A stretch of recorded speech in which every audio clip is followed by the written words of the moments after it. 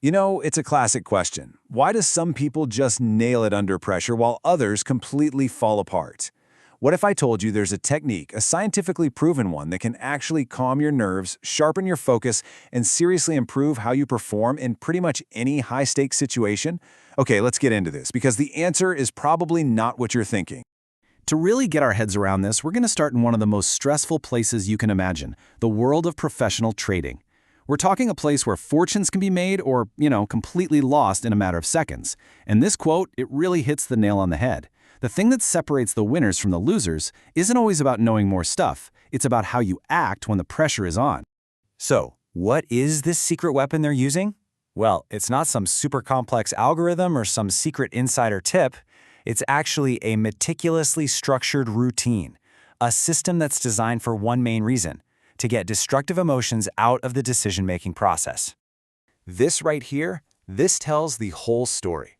The amateur trader, they're getting tossed around by the emotional waves of the market, buying because of greed and selling because of fear. The professional, though, they operate from a place of pure, cold, hard discipline. And that routine, that's the wall that shields them from all that chaos.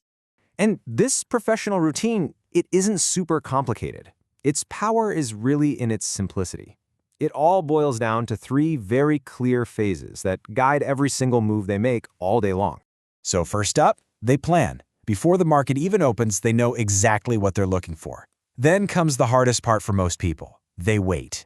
They set up alerts so they're not just glued to the screen making stupid trades out of pure boredom. And finally, execution. They only pull the trigger when the market gives them the exact signal they defined in their plan. You see, every single step is designed to bypass those gut emotional reactions. Now, this is all fascinating stuff, right? But it's not just traders. Think about it. Elite athletes, top surgeons, amazing performers, they all have their own pre-game, pre-show routines. And that is where the science gets really cool. Because what these traders are doing, maybe without even knowing it, is tapping into a seriously powerful psychological tool called a ritual. But what is actually going on here? I mean, is this just a fancy way of saying, be prepared? Or is there something deeper, some psychological thing happening that gives these little routines all their power? Okay, this is where we have to get really specific. Researchers see a ritual as something more than just a routine. A routine is functional, right? Like stretching before you go for a run. That helps prevent injury. A ritual, on the other hand, is all about symbolic actions that don't have a direct, logical connection to the outcome. Its power isn't in the action, it's in the meaning and the belief that we pour into it. So, to figure out if this whole ritual effect was for real, researchers at Harvard came up with some pretty brilliant experiments to test it out in high-anxiety situations. They wanted to know if a brand-new, totally made-up ritual could actually make people perform better. So for the first one, they created a situation guaranteed to make just about anyone nervous, singing a classic 80s power ballad out loud in front of a total stranger, for money. One group was told to just wait quietly for a minute before they sang. The other group, though, they were asked to perform a simple little ritual first. And the results were, wow, just incredible. The group that did the ritual, they sang with almost 80% accuracy. The group with no ritual, they barely cracked 65%. That is a massive jump in performance, all from doing a few small, symbolic things just moments before. Okay, I know what you might be thinking. Well, maybe the ritual just distracted them from being nervous. And that's a fair point. So the researchers ran another study, but this time they measured something you can't fake, a physical sign of anxiety, your heart rate. So look at this data. Everybody's heart rate shot up when they found out they had to sing. But look what happens next. The groups who were told to just wait, or even to actively try and calm themselves down, their heart rates stayed high. The only group that saw a significant drop was the ritual group. The ritual was literally, physiologically, calming them down. And this brings us to the most important part of the whole thing.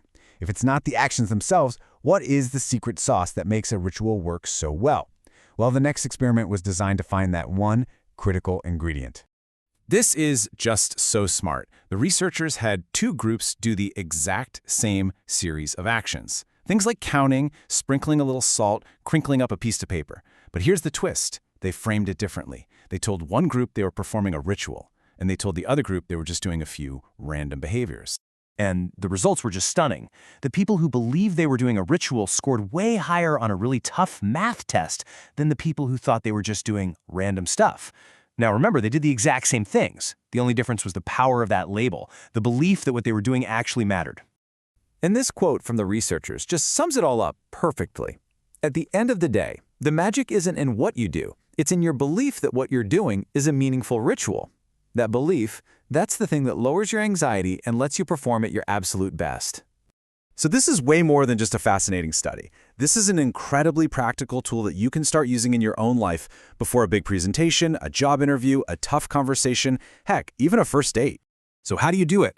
Well, first, just create a fixed series of simple actions. They don't have to be logical, but they have to be intentional. Next, and this is the most important part, you have to assign meaning to them. Tell yourself, this is my process for getting locked in and focused. And finally, you have to believe in it, and you have to do it consistently. That repetition is what builds its power over time. And that really leaves us with one final thought. Look, we all have routines, right? But a lot of them are just unconscious habits. By turning a simple routine into a conscious, intentional ritual, you're not just getting organized, you're basically hijacking your own psychology to control anxiety and perform at your peak. So the real question is, what ritual are you going to build?